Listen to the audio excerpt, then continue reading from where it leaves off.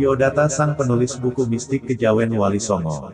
Bernama lengkap Dr. Haji Raden Wijaya MC MSI PhD atau Sinuwun Prabu Brawijaya VII, lahir di Jakarta pada tanggal 30 September tahun 1964. Pendidikan yang pernah ditempuh ialah SD Negeri 22 Padang, SMP Yayasan IBA Palembang, SMA Negeri 6 Palembang. Gelar sarjana diperoleh di Fakultas Usuluddin IAIN Raden Fatah Palembang, lalu melanjutkan pada program pasca sarjana di Universitas Indonesia Prodi Sosiologi, Jakarta. Pernah kuliah S3 di University of Malaya Prodi Sosiologi. Universitas Persada Indonesia, Program Manajemen SDM di Jakarta, UIN Raden Fatah Prodi Peradaban Islam di Palembang. Bekerja sebagai dosen tetap di FISIP UIN Raden Fatah Palembang. Selain itu juga menduduki jabatan sebagai Dirut PT Grand Wijaya Persada, Komut PT Tigo Tali Sapikin dan Komut PT Grand Wijaya Perkasa. Putra ketujuh dari 8 bersaudara, anak dari pasangan Bapak HR Margono Cipto Hadi Mijoyo dengan Ibu Haja Sukma Pristijati. Memiliki seorang istri yang bernama Dra. Hajah Ela Aspiati MSI, serta 3 orang anak yang bernama Dr. RR Dita Nurul Safitri, RR Atika Widya Utama SPC, dan RB Raka Andika Jagatnata. Pada tanggal 11 Maret tahun 2020, Dr. HR Wijaya dinobatkan sebagai Raja Majapahit oleh Paguyuban Trah Kerajaan Majapahit dengan gelar Kanjeng Sinuwun Prabu Brawijaya ke-7. Sebagai penulis kata pengantar dibuatnya buku mistik Kejawen Wali Songo. Menjelaskan ajaran mistik Kejawen Wali Songo mendapatkan dukungan penuh dari Kasultanan Demak Bintoro, yang dipimpin oleh Raden Fatah. Penerapan mistik Kejawen Wali Songo merupakan bentuk penerapan nilai keagamaan yang berlandaskan pada unsur kebudayaan. Perpaduan antara pelaksanaan ajaran agama yang selaras dengan adat istiadat budaya menjadikan ajaran Wali Songo mendapatkan keberhasilan dakwah Islamiyah di tanah Jawa. Penghormatan atas nilai tradisi masyarakat Jawa sangat diutamakan oleh Wali Songo. Dalam melakukan dakwah Islamiyah, istilah sembah raga, sembah cipta, sembah rasa diungkapkan menjadi tahapan syariat, tarikat, hakikat dan makrifat. Tingkatan penghayatan mistik kejawen dengan mudah memahami istilah yang dipadukan dengan cara akulturasi kebudayaan. Keberadaan Wali Songo dengan ajaran mistik kejawennya sangat mengakar dalam perkembangan sejarah peradaban Jawa. Mistik kejawen Wali Songo menjadi sarana para penghayat untuk mendekatkan diri pada Tuhan. Dengan memahami ajaran mistik Wali Songo, orang Jawa merasa selaras, serasi, dan seimbang dalam menjalankan ajaran agama. Palembang, tanggal 30 September tahun 2020. Dr. HR Wijaya, Sinuwun Prabu Brawijaya VII.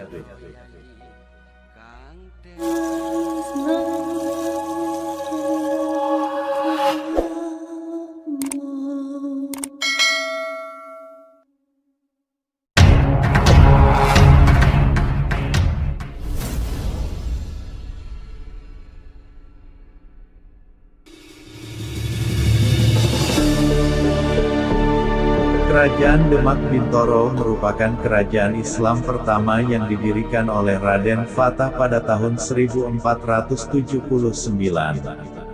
Beliau adalah putra Prabu Brawijaya kelima, Raja Keraton Majapahit. Penyebaran agama Islam yang dilakukan oleh Kasultanan Demak Bintoro didukung oleh Wali Songo.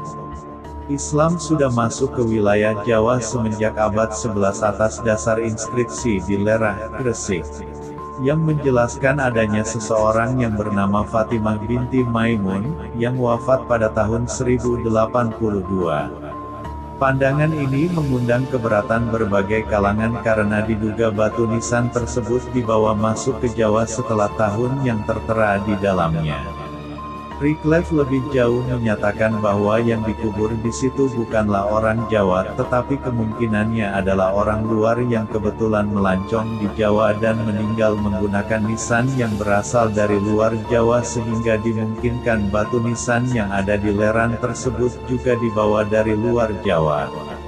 Setelah tahun yang tertera di dalam batu nisan tersebut, berdasarkan legenda-legenda yang dikumpulkan dari masyarakat pedesaan, berdasarkan cerita-cerita kentrum yang dituturkan oleh dalang kentrum, dan berdasarkan babat-babat lokal, misalnya babat Demak Pesisiran, Utomo, 1984, babat Tuban, manuskrip tanpa nama, dan suluk Syekh Malaya, Marsono, 1996, maka oleh Suripan, 2001, disusun suatu biografi Sunan Kalijaga yang bersifat kerakyatan, maksudnya sebagaimana diterima oleh orang desa. Bukti sejarah yang paling faktual barangkali adalah ditemukannya batu nisan kubur Fatimah binti Maimun di Leran, Gresik, yang berangka tahun 475 Hijriah atau 1082 Masehi. Sartono Kartodirjo mengatakan bahwa batu nisan itu merupakan bukti yang konkret bagi kedatangan Islam di Jawa. Anasom, 2000. Pada nisan makam itu tercantum prasasti berhuruf dan berbahasa Arab, yang menyatakan bahwa makam itu adalah kuburan Fatimah binti Maimun bin Habataloh yang meninggal pada 7 Rajab 475 Hijriah, bertepatan tanggal 1 Desember tahun 1082 Masehi. Yang berarti masih dalam zaman Kediri, tahun 1042 sampai tahun 1222. Batu nisan yang menyebutkan nama wanita muslim bernama Fatimah binti Maimun ini diperkirakan bahwa di pantai Jawa yaitu Gresik, Tuban dan Jepara sudah ada komunitas Islam yang merupakan pusat perekonomian, perdagangan, pendidikan, dan penyebaran agama Islam. Dari pusat perdagangan di pelabuhan Sumatera dan Jawa ini, agama Islam kemudian menyebar ke seluruh pelosok Nusantara dan kepulauan lainnya. Area 1969, 13. Maulana Malik Ibrahim, tokoh agama Islam bangsa Arab, pada tahun 1399 datang ke Pulau Jawa. Beliau dari Arab lalu tinggal di Perlak dan Pasai, ke Gujarat, dan akhirnya menetap di Gresik sampai meninggalnya tahun 1419 Masehi. Zuhri, 1981,231. Sementara itu, Reclave dalam uraiannya mengatakan bahwa serangkaian batu nisan yang sangat penting ditemukan di kuburan-kuburan di Jawa Timur, yaitu di Trowulan dan Troloyo, di dekat situs Istana Majapahit yang bersifat Hindu-Buddha. Batu-batu itu menunjukkan makam orang-orang Muslim, tetapi lebih banyak menggunakan angka tahun Saka India dengan angka-angka Jawa kuno daripada tahun Hijriah Islam dengan angka-angka Arab. Tarikh Saka dipakai oleh istana-istana Jawa dari zaman Jawa kuno hingga tahun 1633 Masehi. Digunakannya tarikh Saka dan angka-angka tahun Jawa kuno pada batu-batu nisan itu menunjukkan bahwa hampir dapat dipastikan kalau makam-makam itu merupakan tempat penguburan orang-orang Muslim Jawa dan bukan merupakan kuburan orang Muslim asing. Di dalam masyarakat pedesaan terdapat banyak sekali cerita-cerita lisan yang berkaitan dengan Sunan Kalijaga. Misalnya, perihal Sunan Kalijaga membuat tiang masjid Demak dari tatal potongan-potongan kayu kecil. Sunan Kalijaga mempertemukan puncak masjid Demak dengan Ka'bah. Sunan Kalijaga menciptakan tembang lir-ilir. Sunan Kalijaga menciptakan seni batik yang bermotif gambar burung. Sunan Kalijaga mempertemukan puncak masjid Demak Ka'bah. Sunan Kalijaga menciptakan seni batik yang bermotif gambar burung. Sunan Kalijaga menciptakan tembang Macapat Metrum dan Danggula. Sunan Kijaga menciptakan gong sekaten. Sunan Kalijaga membuat wayang untuk saranan dakwah. Sunan Kalijaga menjadi dalang. Dan Sunan Kalijaga menghidupkan bangkai ikan milik seorang petani. Dan bahkan, menurut Dalang Sutrisno, Kentrum pun ciptaan Sunan Kalijaga, kepopuleran semacam ini memang tidak bisa dibantah, sebab banyak mantra Jawa yang menyebut nama Sunan Kalijaga Candrasasmita, 1984.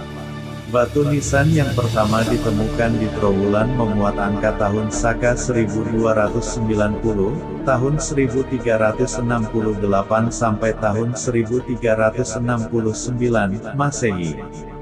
Di Troloyo ada beberapa batu nisan yang angka tahunnya berkisar antara 1298 Saka sampai 1533 Saka, tahun 1376 sampai tahun 1611 Masehi.